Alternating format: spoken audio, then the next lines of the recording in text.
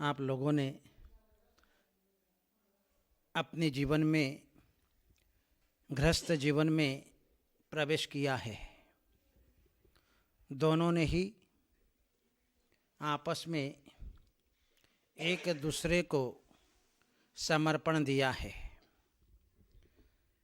समर्पण बहुत बड़ी चीज़ होती है।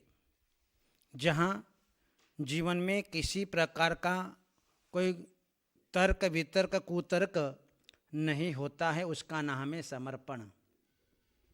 ये समर्पण ही हमारी गृहस्थी को बहुत अच्छे सुंदर तरीके से जो है इसको आगे बढ़ाएगी। क्योंकि जहाँ पर एक दूसरे के प्रति समर्पण का भाव होता है, विचारों का आदान प्रदान होता है, तो वहाँ हमारा जीवन आनंदमय शांतिमय निकलता है। समर्पण में कोई शर्त नहीं हुआ करती है। जहाँ समर्पण होता है तो वहाँ पर कभी भी तू तू मैं नहीं हुआ करती है। समर्पण बहुत बड़ी चीज है और आप दोनों ने एक दूसरे को समर्पित किया है। दिन तो दिन, रात तो रात, दोनों ही एक दूसरे की बात को परस्पर में स्वीकार कर लेंगे तो कहीं कोई झगड़ा नहीं। आपके जीवन में स्वर्ग यही है, स्वर्ग और कोई नहीं है।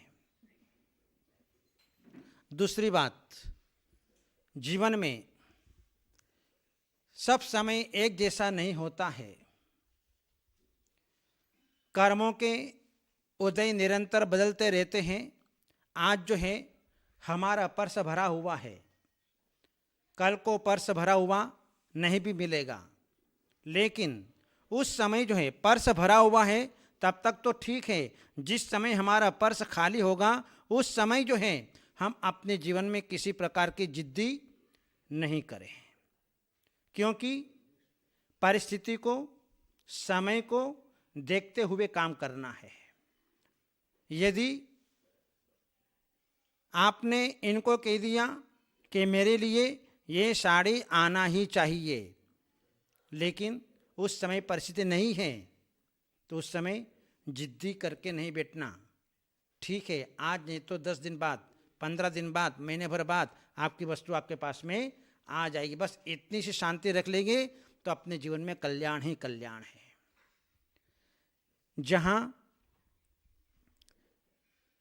यदि किसी प्रकार के काम में देरी हो जाए एक दूसरे के, तो उत्तेजित नहीं होना, गुस्सा नहीं करना, क्रोधित नहीं होना। क्योंकि क्रोध बड़ा अनर्थक होता है। क्रोध में व्यक्ति कुछ भी कर लेता है। थोड़ा सा उस समय धैर्य रखना। एक अग्नि बने तो तुम पानी बन जाना, ये अग्नि बने तो तुम पानी बन जाना, तो अग्नि शांत हो जाएगी। उस समय किसी को भी एक दूसरे को जो है जवाब सवाल नहीं करना, तो उससे जो है जीवन में शांति ही शांति होगी। जहाँ समर्पण है, जहाँ पर किसी प्रकार का क्रोध भाव नहीं है, और जहाँ अपने मन में अपनी पत्नी के अलावा, अपने पति के अलावा दूसरा दुनिया में मेरा कोई नहीं है, मेरे पत्नी के अलावा अन्य सब का, माता बहन आदि का जो है मेरा त्याग है। और आपको अपने मन में जो है कि मेरे पति के अलावा दूसरा मेरा दुनिया में और कोई नहीं है। इस प्रकार से जो है जहाँ परस्पर में इस प्रकार का व्रत रहता है तो वहाँ हमारा जीवन आनंदमय शांतमय व्यतीत होता हुआ दिखाई देता है। तो आज जो है आप गुरु दर्शन के निमित्त से यहाँ पर आए और अपने जीवन में कभी किसी प्रकार से कोई बुरा नशा, सप्त व्यसन अपने यहाँ पर जुआ खेलना, चोरी करना, मांस खाना, मदिरापान करना, वेश्यागमन करना, अपरिस्त्री सेवन करना, ये जो सप्त व्यसन है, शराब पीना, ये जो है इन सप्त व्यसनों में एक भी व्यसन अपने जीवन में नहीं करना। यदि एक भी व्यसन हमारे जीवन में आ गया तो सातों व्यसनों को आने में देर नहीं लगेगी। जहाँ पर एक पाप आया सारे पाप आ जाएंगे। इसलिए अपने जीवन में कभी ड्रिंक मत करना, गांठ बांध लेना, कभी मत करना भूल करके, क्योंकि आपने पुण्यवान परिवार में जन्म लिया है और पुण्यवान के उदय से आपको संस्कारित धर्मपत्नी मिली है और आपको संस्कारित पति मिला है।